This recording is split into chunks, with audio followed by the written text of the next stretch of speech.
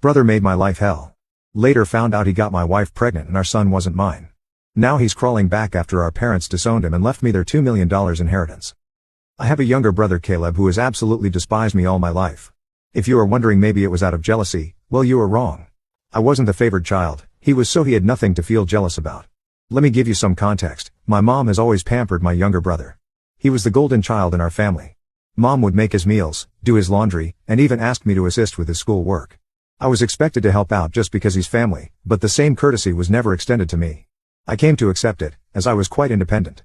Perhaps it was partly my fault for accommodating his wants and needs without reciprocation. He never lent a hand when I needed it, and reached out to me only when he wanted something from me. I was a quiet introverted kid who liked to study and keep to myself, while he was exactly like our dad, rough and loud. I also tend to be straightforward and honest, not sugarcoating things and saying it like it is. I believe my mother might have developed some negative perception of me as a result of my childhood. As a result, he was everyone's favorite in our family. I didn't mind that when we were growing up. The trouble arose when he found a way to sort of bully me or mock me for being different from him. He would mock me for height or the fact that I was wearing glasses. He would sneak into my room and try to read my diary so then he could complain to my mom about anything that I had written. I would yell at him and complain to my parents about him invading my privacy, but they would laugh it off, telling me how it was not a big deal. He did more terrible things, like nearly breaking my glasses and putting nasty things in my food.